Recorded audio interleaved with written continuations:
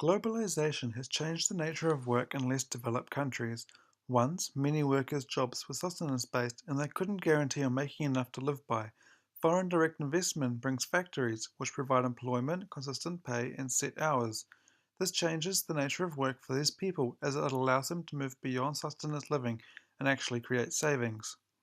Furthermore, as an example, Uganda is getting access to tools such as the internet, technology, media, and telephones, which has opened opportunities for the rural poor to access better information, markets, health services, and education, upskilling jobs in all of these areas. With internet, some of these people are able to get higher pay, bringing wealth to the area. In terms of the very poor in Uganda, agricultural work is changing so that it is becoming more efficient and mechanized as skills are passed on from more advanced countries. This obviously is beneficial to the lives in the area where food and money is scarce. Technology has allowed for the rise in globalization over the last century. Everything from information to innovations have become more efficient, smaller, and more cutting edge. However, with recent trends, globalization has now become the driving factor of technology, where markets, consumers, and industries compete for the newest, best designed, and most affordable goods. This spurs competition and revolutionizes processes. With such a powerful influence on the exchange of goods, ideas, and information, the very nature of work will be forced to adapt to whatever technologies come next, like the progression from the fax to the email, or Fordism to the fully automated car assembly line. Every task received, handled, and accomplished during work is in part due to the advancements in technology. Politics play a major part in determining the stability of work within a nation. One way they do this is through tariffs, as they can either magnify or restrict work. Other governments may impose unpredicted tariffs on certain goods or products, which may cripple a large part of the industry, resulting in a loss of jobs and opportunities for workers. On the other hand, tariffs can be beneficial for local industries as they can now compete with outsourced markets.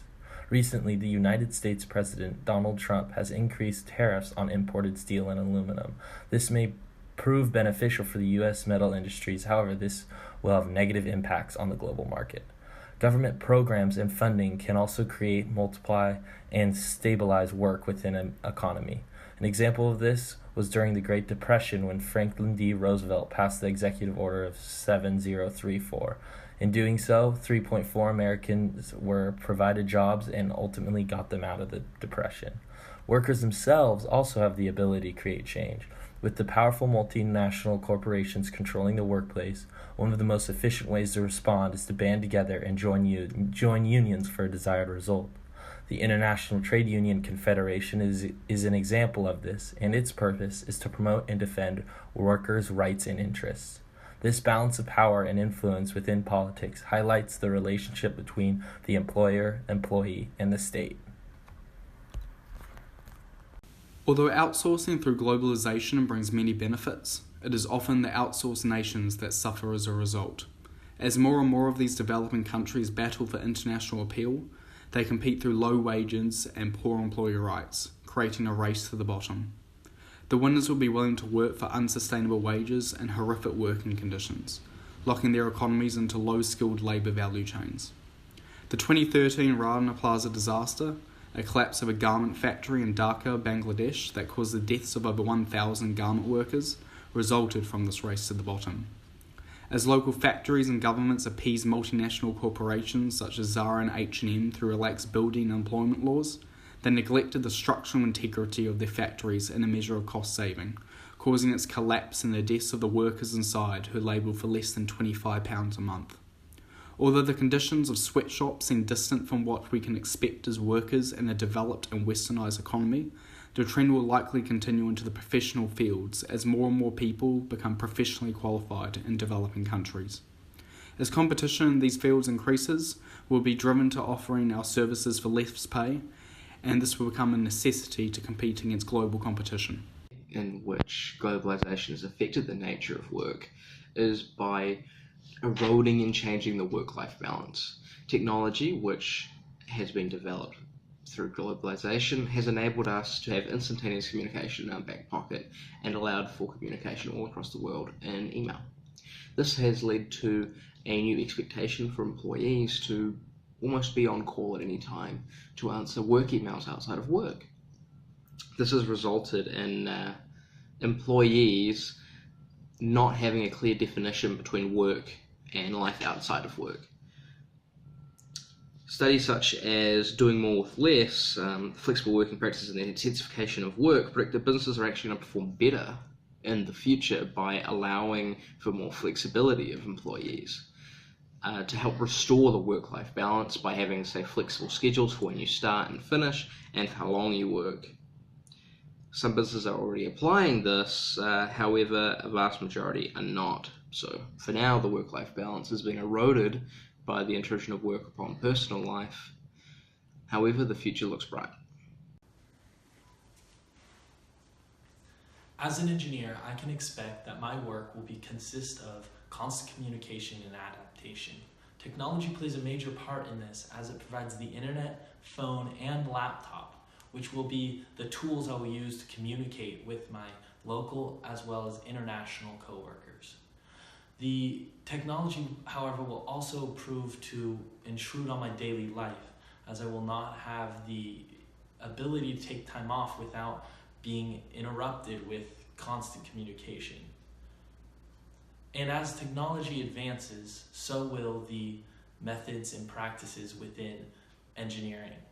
This means I will never be stagnant on the job. I will constantly have to adapt and change my skill sets so that I don't fall behind with what is most current. The ideas of the professional chef have been shaped and morphed by the technologies available to us in good and bad ways. Movies portray chefs as hard and egotistical generals, and this stereotype is projected to millions of viewers across countless countries. In doing so, it also portrays a very male-dominated workplace where arrogance and attitude are seen as traits that are necessary to handle a stressful work environment. These pressures from the media's portrayal funnel into the kitchen, even if they are false or romanticized claims, creating tensions amongst the workers. On the contrary, technology's grasp of globalization has allowed for the advancements within the field. For centuries, cooking practices have stayed relatively steady. Just recently, however, there has been a shift towards chemical precision and the use of cutting-edge devices such as sous vide baths that have changed what is taught and what is expected of modern restaurants.